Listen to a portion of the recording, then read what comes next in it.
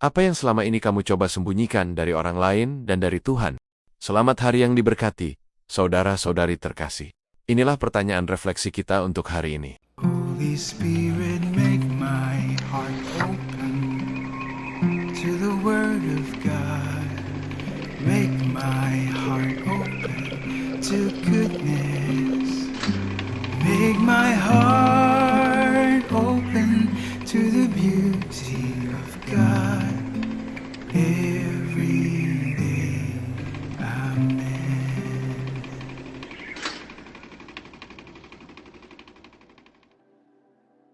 Suatu hari, ada dua saudara kembar bernama Kebenaran dan Kebohongan. Berdiri di tepi sungai dekat kota, Kebohongan menantang kebenaran untuk lomba renang, dengan mengklaim bahwa ia bisa berenang lebih cepat. Mereka sepakat bahwa keduanya akan melepaskan pakaian mereka, dan pada hitungan ketiga, mereka akan menyelam ke dalam air yang dingin, dan berenang ke sisi lain, dan kembali. Kebohongan menghitung sampai 3, tetapi ketika Kebenaran melompat ke air, Kebohongan tidak ikut. Saat Kebenaran sedang berenang, Kebohongan mencuri pakaian Kebenaran dan kembali ke kota. Dengan berpakaian sebagaimana mestinya, ia dengan bangga berjalan berkeliling berpura-pura menjadi Kebenaran. Ketika Kebenaran sampai di tepi sungai, ia telanjang kecuali pakaian milik Kebohongan. Tidak ingin mengenakan pakaian Kebohongan, Kebenaran berjalan melewati kota tanpa busana. Orang-orang menatap dan mengejeknya, menolak untuk percaya bahwa ia adalah Kebenaran, karena ia telanjang dan membuat mereka merasa tidak nyaman. Mereka percaya pada Kebohongan, karena ia berpakaian rapi dan terlihat lebih baik. Sejak saat itu, orang-orang lebih sering memilih mempercayai kebohongan yang nyaman daripada menghadapi kebenaran yang tidak menyenangkan. Kisah ini menggambarkan bagaimana kita sering menolak kebenaran yang tidak nyaman, baik tentang pergumulan pribadi maupun masalah sosial.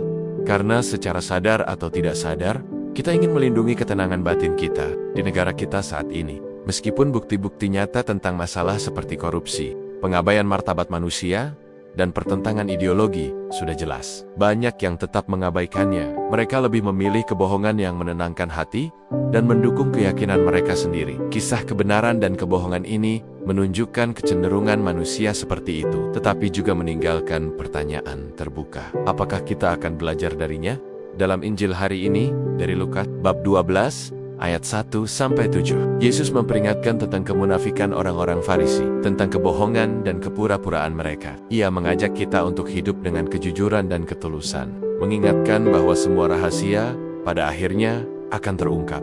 Santo Ignatius dari Antiokhia, yang peringatannya juga kita rayakan hari ini, pernah berkata, tidak ada yang tersembunyi dari Tuhan Yesus, bahkan rahasia hati kita pun dekat dengannya.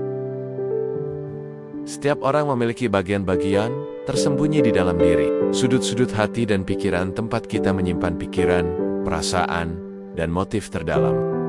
Kita sering keliru mengira bahwa semua itu juga tersembunyi dari Tuhan. Namun, Dia tahu segalanya.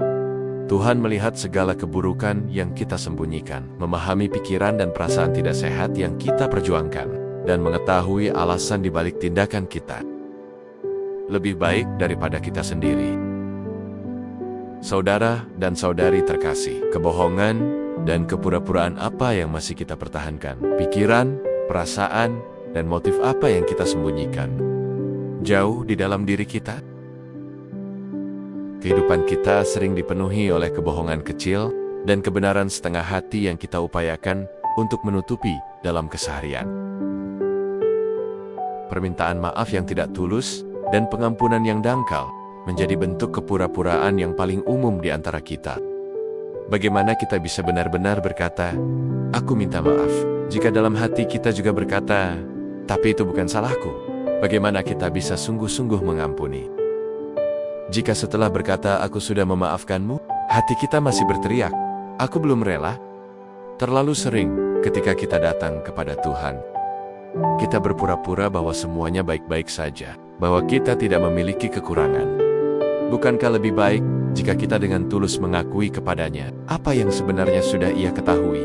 Setelah menyerahkan semuanya kepadanya, marilah kita memohon agar Ia membantu kita dan mengubah hati kita. Hanya dengan begitu, kita dapat menjadi murni dan tulus, dengan hati dan pikiran yang tak terbagi, yang memuliakan dan menyenangkan Tuhan kita. Marilah berdoa. Dalam nama Bapa dan Putra, dan Roh Kudus. Amin. Ya Bapa, terima kasih karena Engkau mengetahui segala sesuatu tentang kami. Bahkan jumlah rambut di kepala kami pun Engkau hitung. Engkau memahami isi hati dan pikiran kami, dan tidak ada yang tersembunyi darimu. Kami mohon, sucikanlah kami dari segala dosa dan kesalahan, dan penuhi kami dengan Roh Kudus-Mu, sehingga semua yang kami katakan dan lakukan selalu demi kemuliaan dan kehormatan-Mu yang lebih besar. Amin. Dalam nama Bapa dan Putra dan Roh Kudus. Amin. Tuhan memberkati Anda dan keluarga Anda, saudara-saudari terkasih. Tuhan memberkati Gereja Katolik kita dan Couples for Christ.